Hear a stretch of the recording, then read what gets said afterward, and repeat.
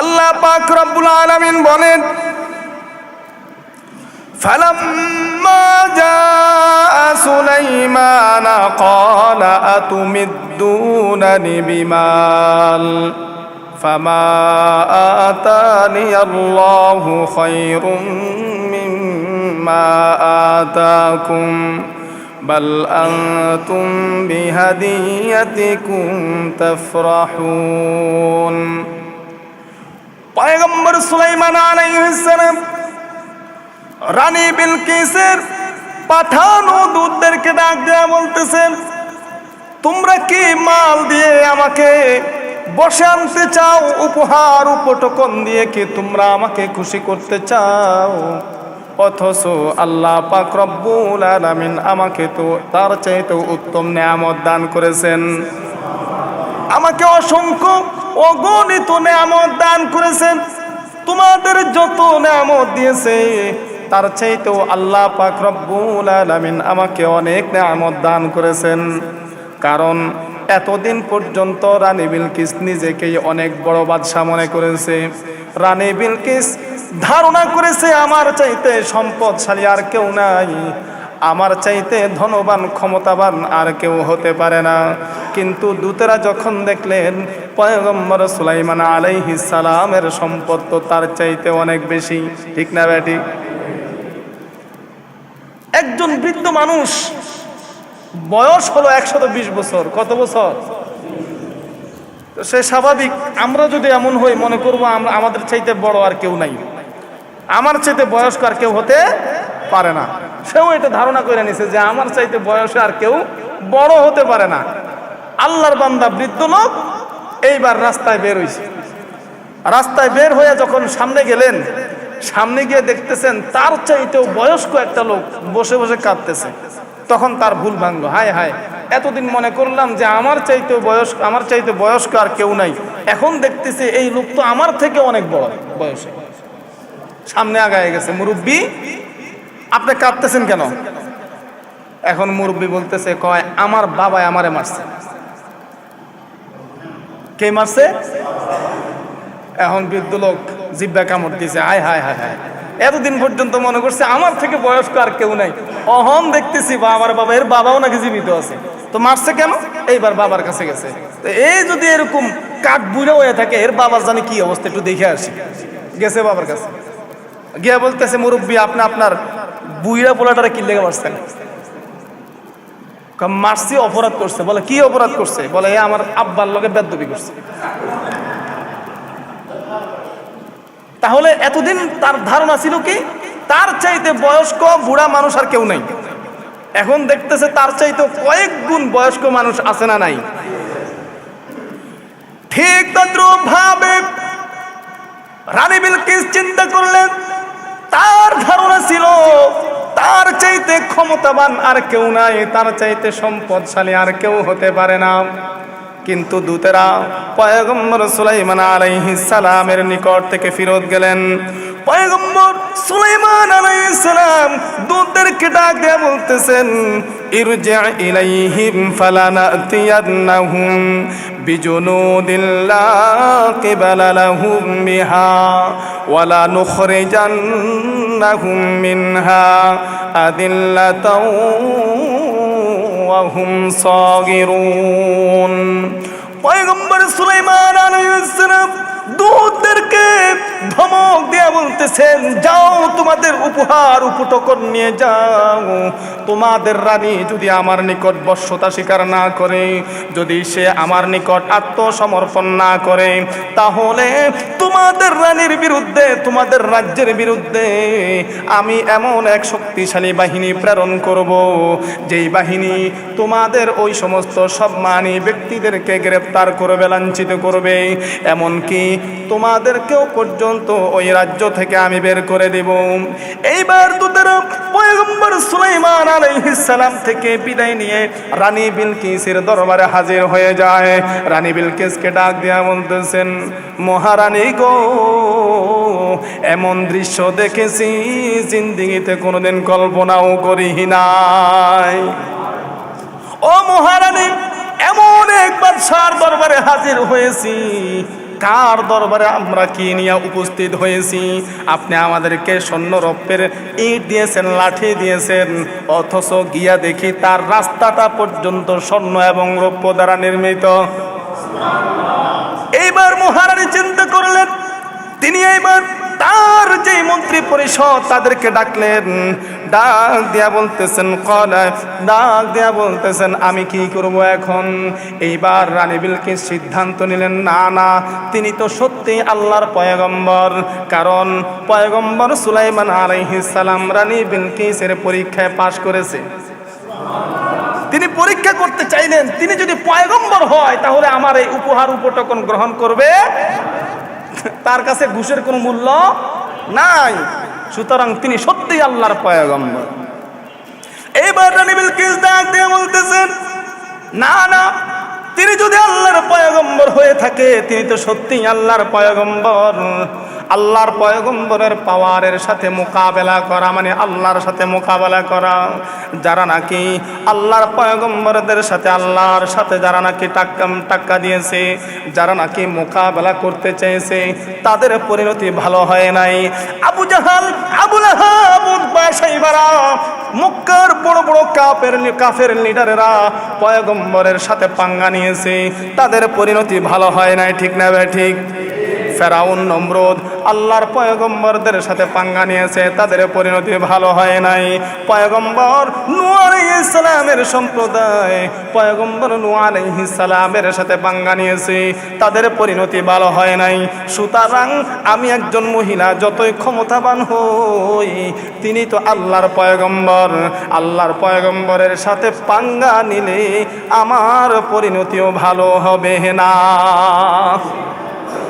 এইবার রানী বিলকিস সিদ্ধান্ত নিলেন, না, শক্তি প্রয়োগ করে পারবো না, যাই বাদশার সামনে গিয়া নিজের অক্ষমতা প্রকাশ কইরা, আত্মসমর্পণ কইরা মুসলমান হয়ে যায়। রানী বিলকিস বিশাল বড় সৈন্যবাহিনী নিলেন, বিশাল বড় সৈন্যবাহিনী নিয়ে রওনা হয়ে গেছে। পয়গম্বর সুলাইমান আলাইহিস সালামের সিংহাসন যে রাজপ্রাসাদ, সেখান থেকে কয়েক মাইল দূরত্বে থাকা অবস্থায় সুলাইমান আলাইহিস সালামের কাছে সংবাদ চলে যায় যে রানী বিলকিস তার বিশাল বড় বাহিনী নিয়ে আসতেছে আত্মসমর্পণ করার জন্য।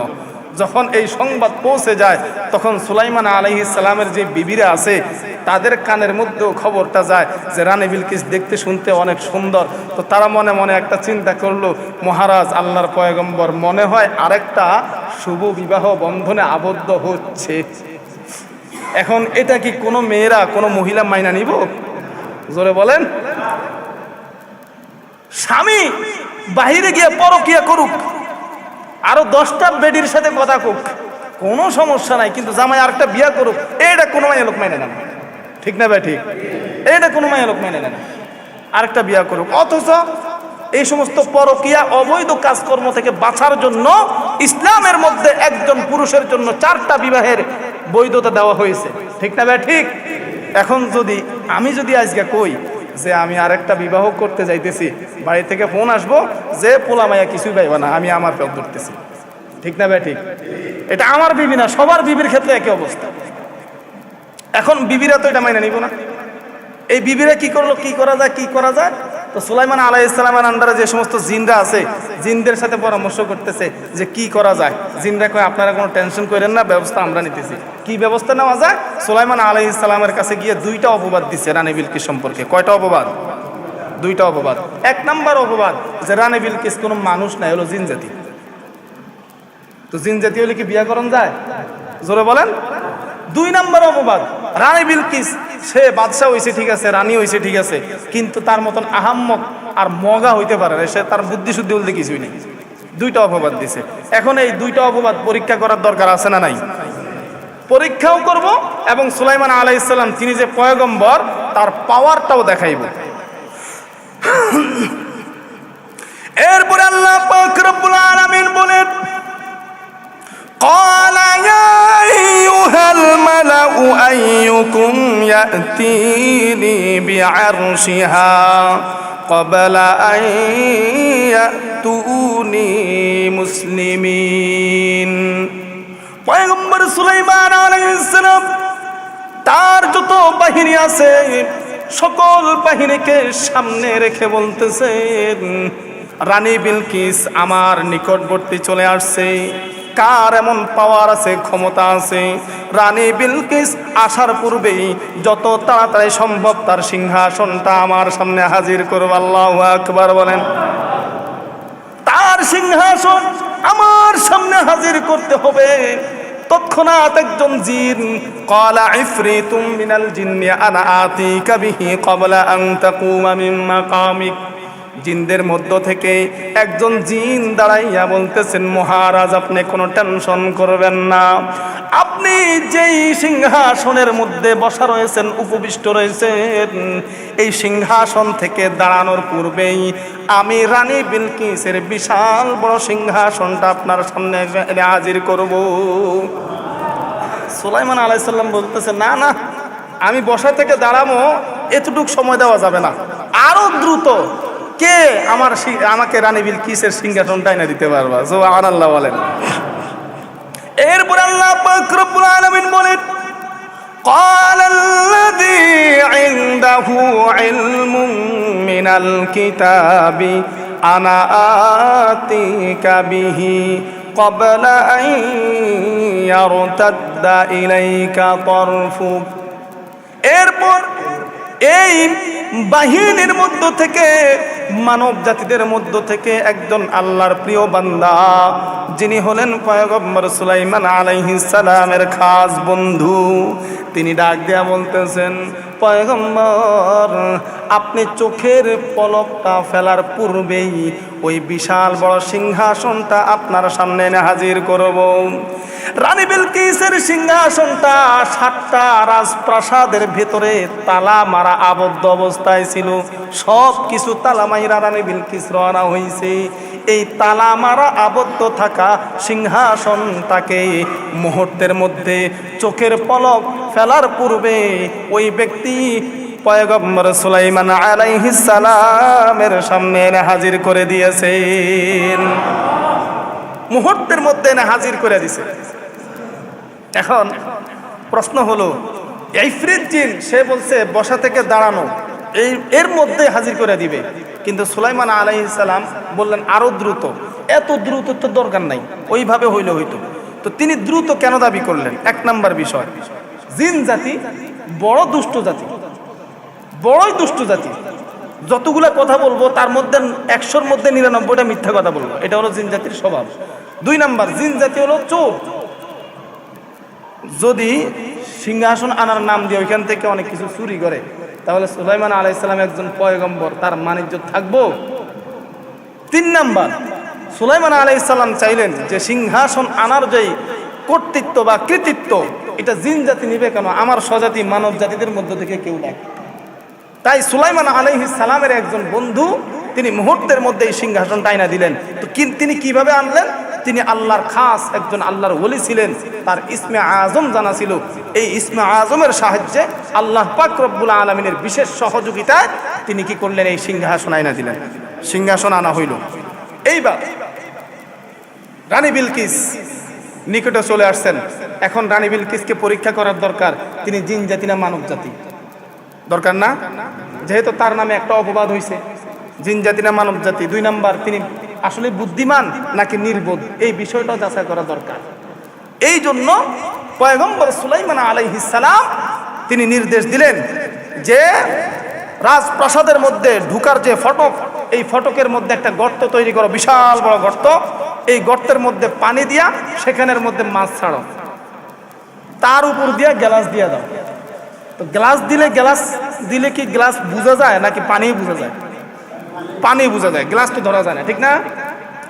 এইবার রানী বিলকিস যখন প্রবেশ করলেন, প্রবেশ করার সময় তিনি আসলে জিন জাতি না মানব জাতি এটা পরীক্ষা করবে। কারণ জিন জাতি হলে পাওটা হবে ভিন্ন, গাধার মতন বা ছাগলের মতন বা কুকুরের মতন পাও হবে, বিভিন্ন কোয়ালিটির পাও হবে। এটা টেস্ট করার জন্য এই পানির আয়োজন করলেন। রানী বিলকিস যখন ঢুকবে, ঢুকার সময় তিনি এইভাবে কাপড় উঁচু করলেন। যখন কাপড় উঁচু করছে, সুলাইমান আলাইহিস সালাম দেখে নিছে, না তো এটা তো জিনের পাও না, এটা তো মানুষের পাও। কার পাও? মানুষের পাও। 2 নাম্বার বিষয়, তিনি দেখলেন রানী বিলকিসের পায়ের মধ্যে, পায়ের যে গোড়ালি আছে না, এই গোড়ালির মধ্যে পশম দেখা যায়। এটা তার অপছন্দ হয়েছে। তো তিনি কি করলেন, মুখটা ফিরিয়ে নিলেন। তারপর তিনি লক্ষ্য করলেন রানী বিলকিস পাও দিবে, তো দেওয়ার আগে তিনি একটু চিন্তা করলেন যে এটা কি পানি নাকি পানির উপর কিছু একটা দেখা যায়। এটা 100% শিওর হওয়ার জন্য রানী বিলকিস কি করলেন, একটা পয়সার কয়েন, এই কয়েনটা কি করলেন পানির মধ্যে ছাড়িয়ে দিছে। ছাড়িয়ে দেওয়ার পর যখন দেখছে কয়েনটা ডুবে না, গ্লাসের মধ্যে আটকায় রয়েছে, তখন তিনি চিন্তা করলেন যে না, এটা তো পানি না, পানির উপরে প্রোটেক্ট আছে, এখান দিয়া কাপড় উঠে যাওয়া লাগবে না, এমনিতে যাওয়া যাবে। সুলাইমান আলাইহিস সালাম চিন্তা করলেন না, রানী বিলকিস তো নির্বোধ হইতে পারে না, তার তো বুদ্ধি আছে, এটাকে আসলে পানি না পানির উপরে কোনো ব্যবস্থা আছে, এটা টেস্ট করার জন্য সে কি করছে, পয়সা মারছে। 2 নম্বর বিষয়, তিনি যদি জিন জাতি হয়ে থাকেন তাহলে তিনি তা আগের থেকে জানতেন, সব কিছুই জানতেন, তার পয়সা দিয়ে চেক করার দরকার হইতো না। তাহলে এই 2টা টেস্ট সম্পূর্ণ। এরপরে রানী বিলকিসের বুদ্ধি কিরকম এটাকে আরো যাচাই করার জন্য পয়গম্বর সুলাইমান আলাইহিস সালাম যখন সিংহাসনের কাছে ডাকলেন, তারপরে কি হলো, পয়গম্বর সুলাইমান আলাইহিস সালাম তার যে বাহিনী আছে বাহিনীদেরকে নির্দেশ দিলেন। আল্লাহ পাক রব্বুল আলামিন বলেন, قال نكروا لها عرشها ننظر أتهتدي أم تكون من الذين لا يهتدون। পয়গম্বর সুলাইমান আলাইহিস সালাম বাহিনীদেরকে ডাক দিয়ে বলতেছেন, রানী বিলকিসের সিংহাসন আনা হয়েছে, সিংহাসনটাকে এইভাবে রাখলেই হবে না, এই সিংহাসনটাকে চেঞ্জ করে ফেলো, কালারটা চেঞ্জ করে ফেলো। এইবার কালার চেঞ্জ করে ফেললেন।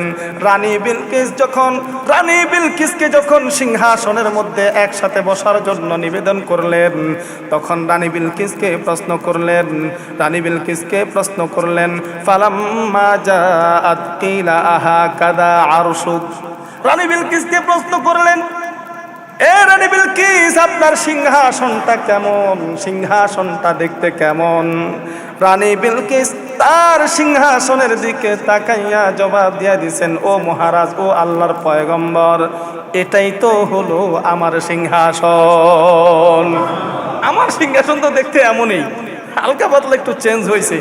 তো আল্লাহর পয়গম্বর পুরাপুরি শিওর হয়ে গেছে যে রানী বিলকিস মগা না, বোকা না, তিনি বুদ্ধিমান একজন নারী। সুতরাং জিনেরা যে শয়তানিটা করছে, মিথ্যা অপবাদ দিছে, এটা আসলে সম্পূর্ণ মিথ্যা। ঠিক না ভাই? ঠিক।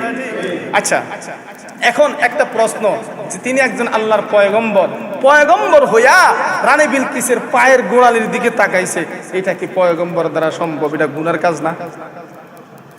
এই পয়গম্বরের এই আচরণ থেকে আমাদের একটা মাসআলা জানার বিষয়, সেটা হলো যে বিবাহ করার যদি নিয়ত থাকে, তাহলে যেই মহিলাকে বিবাহ করব তার যে কোনো বিষয় যদি আমার সন্দেহ থেকে থাকে, তাহলে সেটাকে যাচাই বাছাই করে নেওয়া, দেখে নেওয়া জায়েজ আছে। তার পাও নিয়ে সন্দেহ ছিল, এই কারণে পায়ের দিকে তাকাইছে। একটা মেয়েকে বিবাহ করার জন্য যতটুকু দেখা দরকার ততটুকু দেখে নেওয়া জায়েজ আছে। আল্লাহর রাসূলের নিকট একজন সাহাবী এসে বলতেছে, ও পয়গম্বর, খুব শীঘ্রই আমি শুভ বিবাহ বন্ধনে আবদ্ধ হচ্ছি। আল্লাহর পয়গম্বর সাহাবীকে ডাক দিয়ে বলতেছেন, সাহাবী রে, যেই মেয়েকে বিবাহ করবা তাকে কি তুমি দেখছুনি? বলে, না না ও পয়গম্বর, আমি তো তাকে দেখি নাই। আল্লাহর পয়গম্বর সাহাবীকে ডাক দিয়ে বলতেছেন, সাহাবী রে, তুমি যেই মেয়েকে বিবাহ করবা প্রয়োজন অনুযায়ী তাকে তুমি দেখে নিতে পারো। তুমি তাকে আগে দেখে নাও, পছন্দ করো, তারপরে বিবাহ করো। কারণ সারাটা জীবন যার সাথে তুমি অতিক্রম করবা, তাকে তুমি দেখবা না, সেটা হতে পারে না। এখন তো দেখা তো থাক দূরের কথা, বছরের পর বছর পর্যন্ত অবৈধভাবে আমরা সম্পর্ক করি, তারপর বিবাহ করে। ঠিক না বেটি? এটা আবার ইসলাম সমর্থন করে না। এত সুযোগ আবার ইসলাম দেয় না যে বিবাহের আগে আপনি মেট্রিক পাস করে ফেলাইবেন, সব কিছু কমপ্লিট করে ফেলাইবেন, এই সুযোগ আবার ইসলাম দেয় না। ইসলামে বৈধ এতটুকুই যে কোনো নারীকে বিবাহ করবেন, বিবাহের আগে তাকে একটু এক নজর ভালো করে দেখে নেওয়া, এতটুকুই। যাই হোক, রানী বিলকিস পয়গম্বর সুলাইমান আলাইহিস সালামের দরবারে হাজির হলেন। তিনি বললেন, ও পয়গম্বর, আমি এতদিন পথভ্রষ্ট ছিলাম, এবার আমাকে কালেমা পড়ায়া মুসলমান বানায়া দেন। وصدها ما كانت تعبد من دون الله إنها كانت من قوم كافرين। ও পয়গম্বর, আমি পথভ্রষ্ট ছিলাম, কারণ আমি এমন সম্প্রদায়ের মধ্যে জন্মগ্রহণ করেছি, জন্মের পর থেকেই দেখতেছি তারা সূর্যের পূজা করে। আল্লাহকে খুঁজে পাওয়ার জন্য, তাওহীদের জ্ঞান লাভ করার জন্য আমি কোনো মাধ্যম পাই নাই। ও পয়গম্বর, বুঝতে পেরেছি এক আল্লাহ ছাড়া কেউ নাই, আপনি আল্লাহর পয়গম্বর, আমাকে কালেমা পড়ে মুসলমান বানায়া দেন। রানী বিলকিস পয়গম্বরের হাতে হাত রেখে কালেমা পড়ে মুসলমান হয়ে গেলেন। এইবার পয়গম্বর সুলাইমান আলাইহিস সালাম রানী বিলকিসকে বিবাহ করছে কিনা এই ব্যাপারে মুফাসসিরিনে কেরামদের মধ্যে মত পার্থক্য রয়েছে, কিন্তু নির্ভরযোগ্য মত হলো পয়গম্বর সুলাইমান আলাইহিস সালাম রানী বিলকিসকে বিবাহের মাধ্যমে আবদ্ধ করে নিয়েছেন। শুধু তাই নয়, রানী বিলকিসের সাথে যখন তিনি একত্রিত হইতেন, মিলিত হইতেন, তখন তিনি অন্য অন্য বিবি সহ সকল দাস দাসীদেরকে আলাদা করে দিতেন, তাকে আলাদা সময় দিতেন। বিবাহের পর একদিন রানী বিলকিসকে নিয়ে পয়গম্বর সুলাইমান আলাইহিস সালাম হানিমুনে বের হয়েছে। কোথায় বের হয়েছে? আর আপনার কথা বলেন না কেন, বুঝতেছেন না? রেখে দিব আলোচনা। হানিমুনে বের হয়েছে, হানিমুনের ঘটনাটা শেষ করে তারপরে রেখে দিব। কি কন? হানিমুনে বের হয়েছে, তার মানে হলো পয়গম্বর সুলাইমান আলাইহিস সালাম রানী বিলকিসকে নিয়ে, বিবিকে নিয়ে হানিমুনে বের হয়েছে, তার মানে হলো বৈধ স্ত্রীকে নিয়ে হানিমুনে বের হওয়াটা নবীদের সুন্নত। হানিমুনে যাওয়া যাবে কি যাবে না? জায়েজ না? না জায়েজ? আমরা তো এখন বিবির নিয়ে হানিমুনে যাই না, আমরা ঘুরতে যাই গার্লফ্রেন্ড নিয়ে, ঠিক না ভাই? ঠিক। আরো আপডেট হয়ে গেছে, এখন গার্লফ্রেন্ড নিয়ে ঘুরে না, এখন বন্ধু নিয়ে ঘুরে। আগে আমরা শুনছি যে পুরুষ ছেলেরা ছেলেদের বন্ধু হয়, ঠিক না? ছেলেরা কি ছেলেদের বন্ধু, আর মেয়েরা মেয়েদের বান্ধবী হয়। আর এখন এত আধুনিক হয়েছে, ছেলে হয় মেয়ের বন্ধু, মেয়ে হয় ছেলের বন্ধু। বিপদে বন্ধুর পরিচয়, ছেলে তো বন্ধু যখন বিপদে পড়ে তখন আরেক বন্ধু বন্ধুর সহযোগিতা করে, ঠিক না ভাই? ঠিক। জিনা করাটা এখন আমাদের জন্য এত সহজ হয়ে গেছে, এত সহজ হয়ে গেছে। এখন প্রেম করা লাগে না, গার্লফ্রেন্ড বানানো লাগে না, বন্ধু হলেই যথেষ্ট। বন্ধুর নিয়ে ঘুরতে যায়, হানিমুনে যায়। কিন্তু বিবাহের পর আপনার স্ত্রীকে নিয়ে ঘুরতে যাবেন, এটা নবীদের সুন্নত। স্ত্রীকে নিয়ে ঘুরতে যাওয়াটা নবীদের সুন্নত, সব হবে, এটা জায়েজ। পয়গম্বর সুলাইমান আলাইহিস সালাম রানী বিলকিসকে নিয়ে হানিমুনের মধ্যে বের হয়েছেন। তিনি সিংহাসনের মধ্যে বসা, রানী বিলকিস ও সিংহাসনের মধ্যে বসা। এইবার বাতাস এই সিংহাসনকে শূন্যের মধ্যে নিয়ে উঠতেছে। পয়গম্বর সুলাইমান আলাইহিস সালামের পিছনে বিশাল বড় জিন জাতির বাহিনী, বাতাস সিংহাসনকে নিয়ে উঠতেছে। সমুদ্র পানি দিয়ে একটা দ্বীপের মধ্যে অবতরণ করলেন, ওই দ্বীপ থেকে আর একটা দ্বীপের মধ্যে গেলেন, নির্জন দ্বীপ, যেই জায়গার মধ্যে অবাধ্য দুষ্ট জিন রয়েছে, যারা নাকি পয়গম্বর সুলাইমান আলাইহিস সালামের বিদ্রোহ করেছে।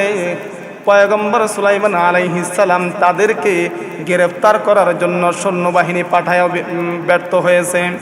এইবার জিন সৈন্যবাহিনীর মাধ্যমে ওই জিন জাতিদেরকে, ওই জিন অপরাধী জিনগুলাকে গ্রেফতার করলো। পয়গম্বর সুলাইমান আলাইহিস সালাম ওই জিনদেরকে মৃত্যুদণ্ড দিলেন। তখনই রানী বিলকিস সামনে অগ্রসর হয়ে বলতেছেন, ও আল্লাহর পয়গম্বর, আমি আপনার স্ত্রী হইয়া আপনার নিকট ফরিয়াদ করতেছি, একটা বারের জন্য হলেও তাদের জান ভিক্ষা দেন, তাদেরকে মাফ করে দেন। বলে তাদের জিম্মা কে নেবে? রানী বিলকিস দিয়ে বলতেছেন, পয়গম্বর, আমি তাদের যে পক্ষ থেকে তাদের জিম্মাদার হয়ে গেলাম, আপনি তাদেরকে ক্ষমা করে দেন। আল্লাহর পয়গম্বর জিনদেরকে, অপরাধী জিনদেরকে মুক্ত করে দিলেন। মুফাসসিরিনে কেরাম লেখেন, এই জিনগুলা যারা নাকি রানী বিলকিসের সুপারিশের মাধ্যমে খালাস পেয়েছে, তারা আর কোনোদিন চিরদিন রানী বিলকিসের বাধ্য হয়ে গেছে। রানী বিলকিসের কথার বাইরে আর চলে নাই। এরপর যখন রানী বিলকিসের সাথে বিবাহ বন্ধনে আবদ্ধ হয়েছে, কিছুদিন পর্যন্ত পয়গম্বর সুলাইমান আলাইহিস সালামের সাথে রানী বিলকিস ছিল। এরপর রানী বিলকিসের যে এলাকা ইয়ামান দেশ, ইয়ামান, এই ইয়ামান অঞ্চলের মধ্যে রানী বিলকিসের জন্য আলাদা সিংহাসন তৈরি করলেন। ওই অঞ্চলের মধ্যে গিয়ে সুলাইমান আলাইহিস সালামকে সঙ্গে নিয়ে রানী বিলকিস, যারা এখনো পর্যন্ত দিনের বুঝ পায় নাই, তাদের মধ্যে দাওয়াতের কাজ করেছেন, তারাও মুসলমান হয়ে গেছে। এইভাবে দাওয়াতের কাজ করে গোটা অঞ্চলকে ইসলাম দ্বারা তিনি সুসজ্জিত করেছেন এবং তার যে সমস্ত সৈন্যবাহিনী মন্ত্রী পরিষদ আছে সকলকে নির্দেশ দিয়ে দিয়েছেন জাবুর কিতাব অনুযায়ী যেন রাজ্যের মধ্যে ইসলামী শাসন কায়েম করা হয়। সুবহানাল্লাহ। রানী বিলকিস ইয়ামানের মধ্যে থেকে গেলেন। আর পয়গম্বর সুলাইমান আলাইহিস সালাম মাসে 3 দিন গিয়া রানী বিলকিসের সাথে সময় কাটাইতেন। মাসে কয় দিন? 3 দিন। তাহলে যাদের বিবি ঢাকা শহরের কাছে থাকে না, এরাও বিবির হক আদায় করার জন্য মাসে বা মাস ওভারটেক কইরা বিবিকে একটু 3-4 দিন, 5 দিন, 6 দিন, 1 সপ্তাহ সময় দেওয়া, এর দ্বারা বোঝা যায়, ঠিক কিনা? এইবার আসেন, গত সপ্তাহে বলেছিলাম হুদহুদ পাখি, এই যে রানী বিলকিস ইসলাম গ্রহণ করলেন, আর রানী বিলকিসের অঞ্চলের সবাই যে মুসলমান হইল, ইসলাম গ্রহণ করলো, এর পিছনে সবচাইতে অবদান কার? হুদহুদ পাখির। কার? হুদহুদ পাখি। মনে আসেনি? হুদহুদ পাখির অবদান। হুদহুদ পাখি যদি এই নিউজটা না দিতেন তাহলে রানী বিলকিস সম্পর্কেও পয়গম্বর জানতেন না, তারাও ইসলাম গ্রহণ করতেন না, রাজ্যের যারা আছে তারাও ইসলাম গ্রহণ করতেন না। তো হুদহুদ পাখি হলো দাওয়াতি কাজের মূল হুতা, ঠিক না ঠিক? তো সে যে দাওয়াতের কাজ করেছে তার কি কোনো কিছু প্রাপ্য আছে না নাই? আছে। মুফাসসিরিনে কেরাম লেখেন যে এই হুদহুদ পাখি দুনিয়াতে থাকাকালীন আল্লাহ পাক রব্বুল আলামিন তার মাথার মধ্যে একটা মুকুট তৈরি করে দিয়েছে। 1 নম্বর পুরস্কার। 2 নম্বর পুরস্কার, মৃত্যুর পর পরকালীন জিন্দেগিতে আল্লাহ পাক রব্বুল আলামিন এই হুদহুদ পাখিকে মানুষের আকৃতি দান করবে এবং মানুষের আকৃতি দান কইরা একমাত্র পাখি হিসাবে এই হুদহুদ পাখি মানুষের সাথেও জান্নাতে বসবাস করবে। 2 নম্বর, পিপিলিকা। ওই যে পিপিলিকার কথা বলছিলাম, মনে আসেনি? ওই পিপিলিকা পয়গম্বর সুলাইমান আলাইহিস সালামের যে ত্রুটিগুলা তুলে ধরছে, এই ত্রুটিগুলা তোলার কারণে তার যে খোদা ভীতি, খোদা ভীরুতা, এটা দেখে আল্লাহ পাক রব্বুল আলামিন এত খুশি হয়েছে এই পিপিলিকাটাও মানুষের আকৃতি ধারণ কইরা মানুষের সাথে জান্নাতের মধ্যে বসবাস করবে। 3 নম্বর আরেকটা বিষয়, যে সুলাইমান আলাইহিস সালাম রানী বিলকিস যখন উপহার উপটকন পাঠাইলেন তখন তিনি এই উপহার উপটকন কেন গ্রহণ করলেন না? প্রশ্ন হয় কি হয় না? এই আলোচনাটা ছুটে গেছে, এখন বলতেছি। কারণ রানী বিলকিস তখন সূর্য পূজারী, কাফের, মুশরিক। তো মুশরিক তার উপহার উপটকন গ্রহণ করা জায়েজ কি জায়েজ না? কাফের মুশরিক যারা, তাদের উপহার উপটকন দিলে গ্রহণ করা জায়েজ কি জায়েজ না? এই মাসআলার ফয়সালা হলো ক্ষেত্র বিশেষ, পরিস্থিতির আলোকে এটার সমাধান। যেমন আল্লাহ রাসূল সাল্লাল্লাহু আলাইহি সাল্লাম কখনো কখনো কাফের মুশরিকদের হাদিয়া, তোহফা, উপহার উপটকন গ্রহণ করেছেন, আবার কখনো কখনো ফিরিয়ে দিয়েছেন, গ্রহণ করেন নাই। অর্থাৎ এটার ফতোয়া হলো যে কাফের মুশরিক যদি আপনাকে উপহার উপটকন দেয়, সেই উপহার উপটকন গ্রহণ করলে আপনার ব্যক্তিগত যে ইসলামিক রীতিনীতি অথবা ইসলামের কোনো ক্ষতি হয়, এইরকম যদি কোনো সম্ভাবনা থাকে, পরবর্তীতে তার কাছে ইসলামের কথা বলতে গেলে আপনার যদি কোনো সমস্যা হয়, এইরকম আশঙ্কা যদি থাকে, তাহলে কাফের মুশরিকদের উপহার উপটকন গ্রহণ করা যাবে না। আর যদি এইরকম কোনো ক্ষতির আশঙ্কা না থাকে, 2 নাম্বার, যদি আপনার উপহার উপটকন গ্রহণ করার যারা ওই ব্যক্তি যদি ইসলামের প্রতি আকৃষ্ট হয়, আপনার সাথে সম্পর্ক আরো ভালো হয়, এক পর্যায়ে আপনি যদি ইসলামের দাওয়াত দেওয়াটা আপনার জন্য সহজ হয়ে যায়, আসান হয়ে যায়, তাহলে এই 2টা শর্ত পাওয়া গেলে আপনি কাফের মুশরিকদের উপহার উপটকন গ্রহণ করা আপনার জন্য জায়েজ আছে। বুঝে আসছে? তাহলে আল্লাহ পয়গম্বর সুলাইমান আলাইহিস সালাম এবং রানী বিলকিসের যে ঘটনাটা আজকে আমরা এখানেই শেষ করলাম, আলোচনাটা আজকে এখানে রাখলাম। ইনশাল্লাহ আগামী সপ্তাহে সুলাইমান আলাইহিস সালামের একটা পরীক্ষা, কঠিন পরীক্ষা, আল্লাহ পাক রব্বুল আলামিন পয়গম্বরদেরও পরীক্ষা নেয়, এই পরীক্ষা নিয়ে আমরা আলোচনা করবো ইনশাআল্লাহ। ওইটাও মনে হয় 1 সপ্তাহ শেষ করা যাবে না, 2 সপ্তাহ সময় লাগবে।